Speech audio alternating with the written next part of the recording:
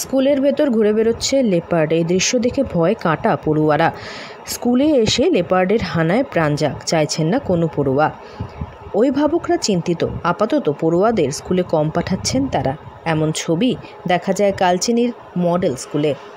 ভয়ে রয়েছেন সকলেই। পড়ুয়ারা একটু ক্লাস থেকে বেরোলেই তাদের সঙ্গে বেরিয়ে যাচ্ছেন শিক্ষকরা। না, আমরা তো ভয় আছি, তবে আমরা নিজেরা দেখিনি, কিন্তু আশেপাশের লোকেরা দেখেছে আমাদের স্কুলের ওয়ালের উপরে নাকি ঘোরাফেরা করছে। আমরা নিজেরা দেখিনি, এটা শুনে আমাদের সত্যি ভয় হচ্ছে। ছাত্ররাও ভয় আছে। না, আমরা তো চাই যে যাতে পেছনে আমাদের স্কুলের জঙ্গলটা পরিষ্কার হয়ে যায়, আর চিতাবাঘ যাতে এখানে না থাকে। স্কুলের স্টুডেন্টরা, ছোটো ছোটো বাচ্চারা আসে, ওরা যাতে নির্ভয়ে এখানে ক্লাস করতে পারি বা খেলাধুলা করতে পারি।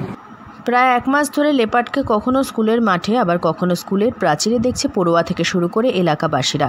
এরপর থেকে তারা নিরাপত্তার অভাব বোধ করতে শুরু করেন।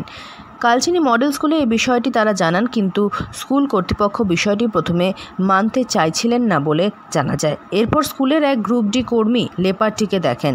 তারপরেই বক্সা ব্যাঘ্র প্রকল্পে খবর দেওয়া হয়। কালচিনি মডেল স্কুল যে স্থানে রয়েছে সেখানে ঝোপঝাড় অনেকটাই বেশি।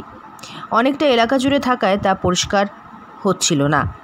এই পরিষ্কারের কাজ চালিয়ে যাওয়া খরচ সাপেক্ষ বলে জানিয়েছেন স্কুলের শিক্ষক শিক্ষিকারা। এদিকে লেপার্ডের উপস্থিতিতে ক্লাস মাঝে মধ্যে বন্ধ রাখতে হচ্ছে স্কুলের শিক্ষক শিক্ষিকাদের। হ্যাঁ, লেপার্ডের আতঙ্ক কয়েক সপ্তাহ ধরে চলছে, তবে আমাদের কম্পাউন্ডের ভেতরে দেখা যায়নি, দেখা গেছে বাইরে কিছু পোষা জন্তু যেন ধরেওছে, এই খবর আমরা পাচ্ছি। আর কেউ কেউ পাঁচিলের উপরে হাঁটতেও দেখেছে বাইরে থেকে। আমাদের ভেতরে দেখা যায়নি, যদিও আমাদের স্কুলের পেছনের দিকটা জঙ্গল আছে। জঙ্গল একবার আমরা টিচাররা নিজেদের উদ্যোগে, কোনো গভর্নমেন্ট ফান্ড নেই, নিজেদের উদ্যোগে আমরা পরিষ্কার করেছিলাম, কিন্তু পরে আবার জঙ্গল হয়ে যায়। বারবার করে এগুলো পরিষ্কার করার মতো ফান্ড আমাদের নেই। অনেক পড়ুয়া ভয়েই আসছে না স্কুলে। এভাবে কতদিন চলবে বুঝতে পারছেন না স্কুল শিক্ষক শিক্ষিকারা। স্কুলের অভিভাবকরা জানাচ্ছেন তারা কোন ভরসায় নিজেদের সন্তানদের স্কুলে পাঠাবেন তা বুঝছেন না। স্কুলের ভেতর বাইরের থেকে দেখলেই তাদের গা ছমছম করে। স্কুলের শিক্ষক শিক্ষিকারা জানান স্কুলের পরিবেশ স্বাভাবিক রাখার জন্য লেপার্ডের ধরা পড়া জরুরি।